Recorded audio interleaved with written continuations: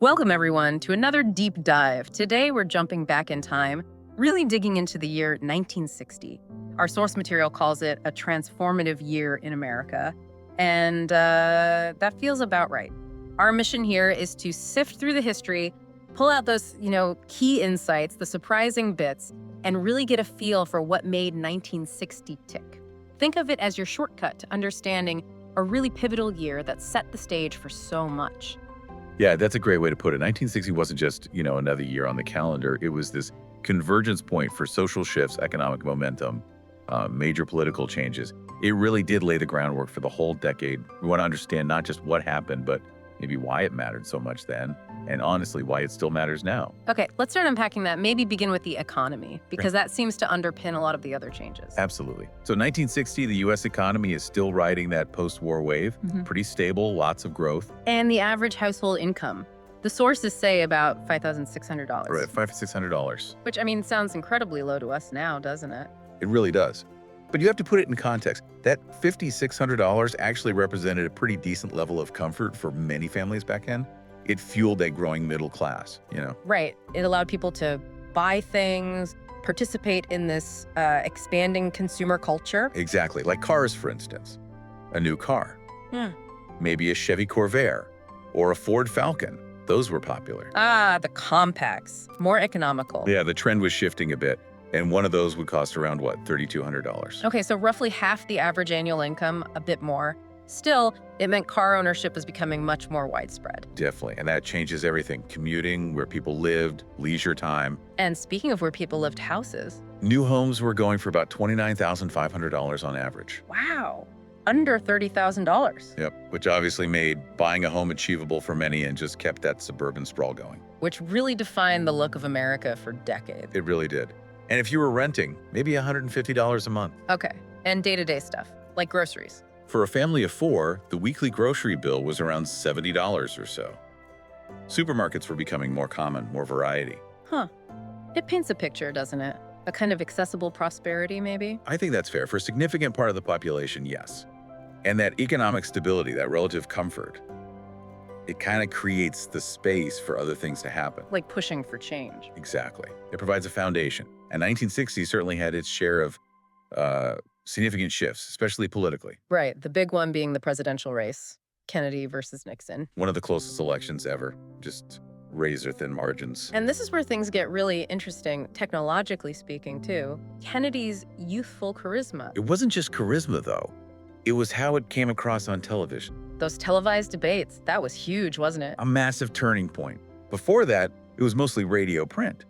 Now, suddenly, how a candidate looked, how they handled the pressure visually, that direct connection. It changed campaigning forever. Image became so much more important. Fundamentally, it set a new precedent for how elections would play out, how voters engaged. Beyond the election, what else was stirring? Politically or socially? Well, there were some major legal developments. The Supreme Court case, Boynton v. Virginia. Right. Declaring segregation on interstate buses unconstitutional. Yes. And that wasn't just a legal decision in a vacuum. It directly paved the way for the Freedom Rides the very next year, 1961. So a real catalyst for the civil rights movement. A powerful one. It showed how the legal system could be used to challenge segregation and how that could energize activism on the ground. Any other big headlines from 60? Another significant thing was establishing USI, the United States Agency for International Development. Okay, so focusing more on foreign aid, diplomacy. Exactly. It signaled this growing emphasis on America's role globally, especially, in the context of the Cold War, projecting influence through aid and development. It's fascinating how all these threads connect. Let's shift gears a bit to culture. What was life sounding like or looking like on screen in 1960? Good question. Culturally, it was sort of a mix of maybe comfort and aspiration. How so? Well, the #1 song for the year was Theme from a Summer Place by Percy Faith. Oh, I know that one. Very lush, very romantic. Exactly. An instrumental, super popular. Maybe it suggests people were looking for that kind of idealized romantic feeling amidst all the change. Bit of escapism. Possibly. And on TV, what were people gathering around to watch? The #1 show was The Andy Griffith Show. Mayberry, a classic. Right. That warm, funny look at small-town life. It wasn't just entertainment. It sort of embodied this ideal of community, decency. Maybe a comforting contrast to the complexities bubbling up elsewhere. Could be. It definitely resonated with a huge audience looking for that kind of family-friendly, reassuring programming.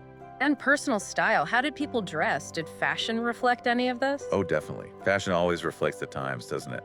For men, you saw tailored suits, still quite classic, maybe around $75 on average. Still pretty formal for work then. Generally, yes. But also, more casual wear was coming in polo shirts, slacks, maybe costing around $40 for an outfit. So a mix of sophistication and emerging casual comfort. And for women? Dresses were still dominant, maybe around $60 on average. Popular styles included things like A-line dresses, bolder patterns. There was a definite youthful energy coming through. A bit more freedom and optimism compared to the 50s, maybe? I think so, yeah.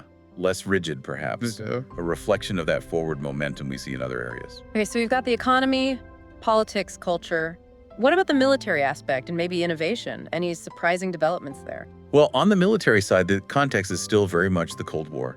Monthly pay for personnel was around $375. Which points to that ongoing need for a strong military presence, global tensions, and all that. Right, but then you also have these interesting innovations popping up in daily life. Like what? Get this. 1960 saw the introduction of the first ECG machine electrocardiogram designed for home use. Really? Home ECGs back then? Yeah, it was revolutionary. Suddenly, people could monitor their heart's electrical activity themselves outside of a doctor's office. It was a huge step in, like, personal health monitoring. Wow, that is surprising. Democratizing health data, in a way. Absolutely. And on a lighter note, entertainment-wise, The Price is Right game show launched in 1960. No way. The original. The original. And it signaled a move towards more interactive TV, getting viewers involved, not just passively watching. So even in entertainment, you see these shifts towards participation, new formats. Exactly. Little innovations bubbling up everywhere. So pulling it all together, 1960 really does feel transformative, like our source said. Economic growth, major political shifts, cultural evolution, even these tech advances. It truly set the stage for the rest of the 60s, didn't it? So many seeds were planted. We've covered a lot, taken quite the tour through 1960. As you've been listening, what stands out to you? What piece of this history maybe clicked or surprised you? And maybe think about this. When we see all these changes packed into one year, how people campaigned, what they wore, how they took care of their health, the shows they watched, what does that tell us? What are those deeper, kind of subtle forces that push a society towards such big transformations? And, how might those same forces be working today? Something to think about.